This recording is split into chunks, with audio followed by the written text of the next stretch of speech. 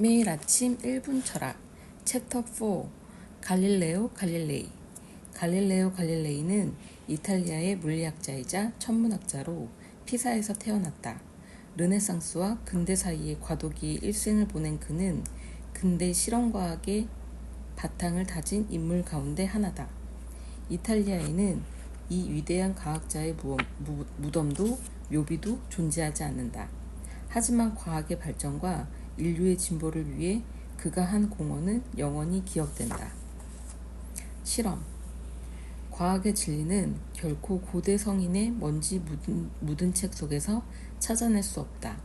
대신 실험과 그 실험을 바탕으로 한 이론에서 찾아야만 한다. 진정한 철학은 우리 눈앞에 가장 위대한 책 속에 쓰여 있다. 이 책은 바로 우주이자 자연 그 자체로 사람들 누구나 반드시 읽어야 한다. 의심하는 사람들을 믿게 하는 가장 좋은 방법은 직접 행동으로 보여주는 것이다. 과학. 과학의 유일한 목적은 인간이 생존하며 겪는 어려움을 덜어주는 것이다.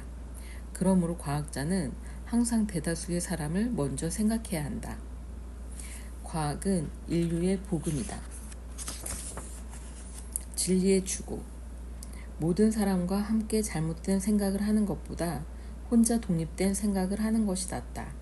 하지만 나는 남들 앞에서 생각 없이 무책임한 말을 하느니 모두의 뒤에서 혼자라도 정확한 생각을 고수하겠다.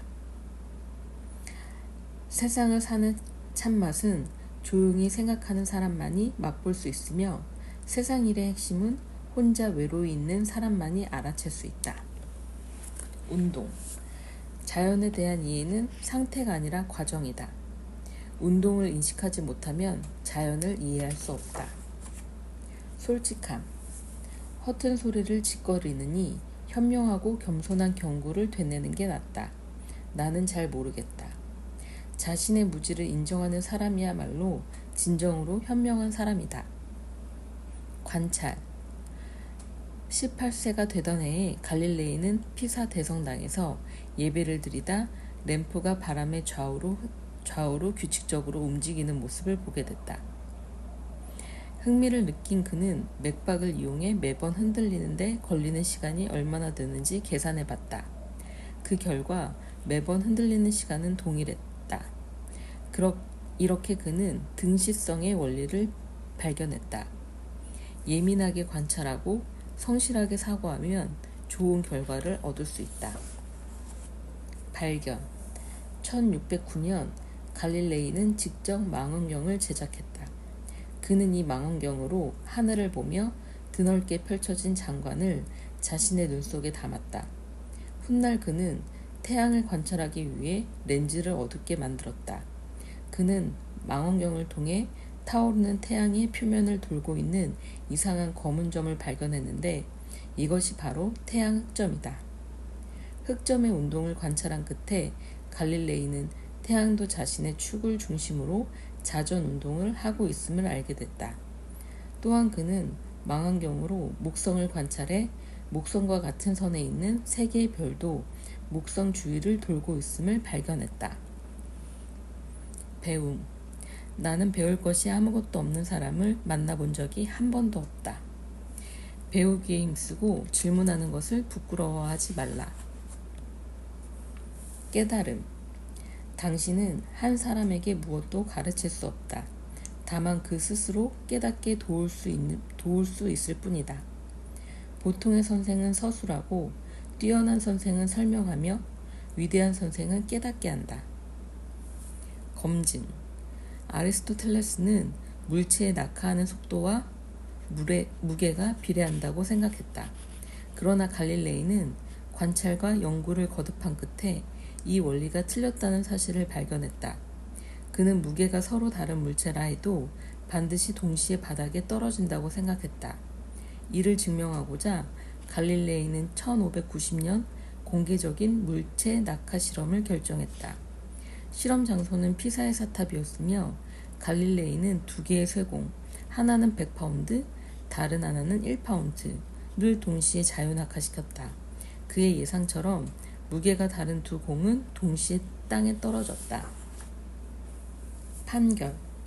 1632년 갈릴레이는 프토레마이오스와 코페르니쿠스의 2대 세계 체계에 관한 대화란 책을 출판했다.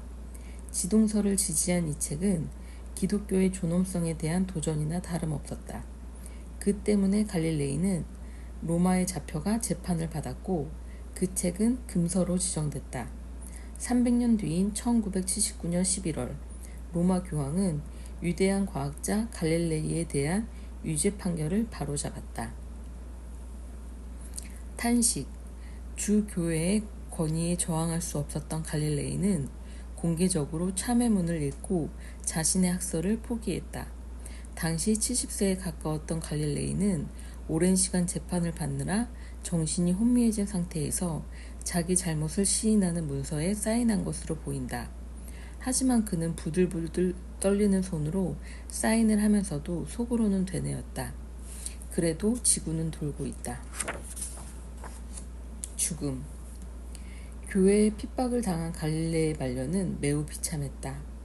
그를 돌보던 딸이 세상을 먼저 떠나고 3년 후 그는 두 눈마저 멀어버렸다. 인생의 마지막 몇 년을 가난과 외로움에 시달린 갈릴레이는 1642년 1월 8일 억울한 누명을 쓴 채 세상을 떠났다. 이탈리아에는 진리를 위해 싸운 이 위대한 과학자의 무덤도 묘비도 없지만 과학의 발전과 인류의 진보를 위해 그가 한 공헌은 영원히 기억된다. 갈릴레이는 평생 동안 다양한 물리학 문제들을 연구했는데 그 중에는 특히 역학에 관련된 문제가 많았다. 경사면에서의 물체의 운동, 힘의 합성, 포물선 운동 등이 바로 그것이다. 그는 수학을 이용해 물리학과 천문학을 연계시켰다. 그뿐만 아니라 액체와 열학에 대한 연구도 진행했다.